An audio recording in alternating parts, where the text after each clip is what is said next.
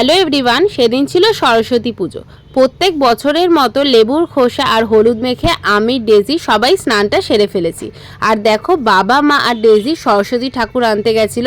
আমি তো দেখে অবাক, এত বড় ঠাকুর নিয়ে এসে শেষমেশ ভ্যানে করে ঠাকুরটা আনতে হলো। দেখো আমাদের ঠাকুরটা কতটা বড় হয়েছে। ছোটবেলা আমি আর ভাইও যেতাম বাবার সাথে ঠাকুর আনতে, আমরাও ঠিক একইভাবে আবদার করে বড় ঠাকুরটা নিয়ে আসি। চলো এবার তোমাদের আমাদের ঠাকুরের মুখটা খুলে দেখাই কাগজটা। দেখো আমাদের ঠাকুরের মুখটা কতটা সুন্দর হয়েছে না? তোমরাই কমেন্ট করে জানিও কেমন লাগলো আমাদের ঠাকুর। তো আমি রেডি হয়ে গেছি শাড়ি পরে, আর এবার ডেজিকে মা শাড়ি পরাচ্ছে। ছোটবেলা যখন আমিও স্কুলে যেতাম সরস্বতী পুজোর দিন শাড়ি পরে, তখন মাই আমাকে শাড়ি পরিয়ে দিত। তখন তো আমি ঠিকভাবে শাড়ি পরতে পারতামও না। আর দেখো এখানে পোগো দেখছে, বাবা এখানে পুজোর সব জোগাড় করছে।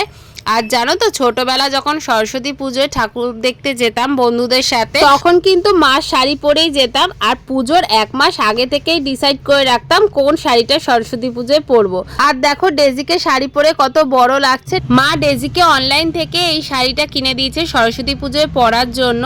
বাচ্চাদের শাড়ি, এটা খুবই সুন্দর দেখতে। এই শাড়িটার সাথে ব্লাউজ, পেটিকোট সবই ছিল, তবে দুঃখের বিষয় ব্লাউজটা ডেজির গায়ে ফিট হয়নি। এবছরে সরস্বতী পুজো 2 দিন পড়েছিল, তাই আমরা 2 তারিখটাই বেছে নিয়েছি পুজোর জন্য, কারণ সেদিনটা সারাদিন ছিল। আর 3 তারিখ যেহেতু 11:30, 10টা 11:30 ছেড়ে যাবে, তো ওই জন্য আমরা আগের দিনই পুজো করেছিলাম। আর দেখো সবাই বসে পুজো দেখছে, মা এখানে পুজো করছিল, পোগো কিন্তু বসে বসে পুজো দেখছিল। আর ডেজি তো আজ থেকে খুব খুশি, আজ আর কাল 2 দিন ওকে পড়তে হবে না, সব বই মা সরস্বতীর পায়ে দিয়ে দিয়েছে। তাই ডেজি তো খুব হ্যাপি ছিল। ছোটবেলা আমিও ডেজির মতো খুশি হয়ে যেতাম, যে কদিন ঠাকুরের কাছে বই থাকতো, পড়াশোনা করতে হতো না। এদিকে দেখো ডেজি আর ডেজির দিদুন অলমোস্ট সিমিলার শাড়ি পরেছে।